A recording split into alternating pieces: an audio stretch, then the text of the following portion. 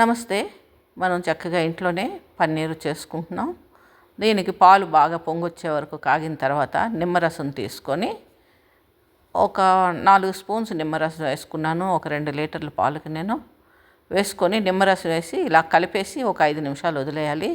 వదిలేస్తే చక్కగా పాలన్నీ ఇలాగ విరిగిపోతాయి. చూస్తున్నారుగా చక్కగా ఎలా విరిగిపోతున్నాయో.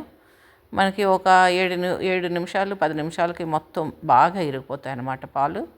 ఇలా విరిగిపోయిన తర్వాత మనం సింక్లోని ఒక గిన్నె పెట్టుకొని ఒక కన్నాలు బుట్ట పెట్టుకొని దాని మీద ఒక బట్ట వేసుకొని ఆ బట్టలోకి నీళ్ళన్నీ ఉంచేయాలి. ఈ విరిగిన నీళ్ళంతా కిందన వెళ్ళిపోతాయి.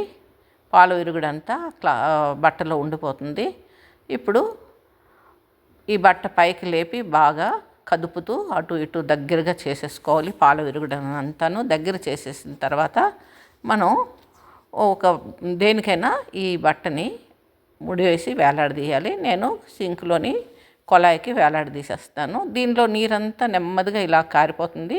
ఒక 10 నిమిషాలకి పావుగంటకి మొత్తం నీరంతా కారిపోతుంది అనమాట. నీరు కారిపోవడం ఆగిన తర్వాత అప్పుడు అది మనం బయటికి తీసేసుకొని ఆ మూటని బాగా చేత్తో గట్టిగా నలిపితే ఇంకా వాటర్ ఏమన్నా ఉంటే ఆ వాటర్ అంతా బయటకు వచ్చేస్తుంది. వచ్చిన తర్వాత ఒక గిన్నెలో పెట్టి ఇంకా బాగా వాటర్ పోయేలాగా చేత్తో ఇలాగా అంచేయాలి. ఇలాగ వాటర్ పోయి ఆ గిన్నెలోనే ఉంచి అది ఒక కన్నాలు గిన్నెలో పెట్టాను కదా, దాంట్లోనే ఈ పన్నీరు ఉంచేసి దాని మీద ఒక గిన్నె పెట్టి దాని మీద గిన్నె అయినా పెట్టచ్చు, ఒక ప్లేట్ అయినా పెట్టాలి. మనకి పన్నీరుకి బరువు ఆనేలాగా ఉండాలి ఏదైనా కానీ. ఇప్పుడు ఒక నీళ్ళ గిన్నెని పెట్టాము, దాని మీద గిన్నె పెట్టి గిన్నె మీద నీళ్ళ గిన్నె పెట్టాము.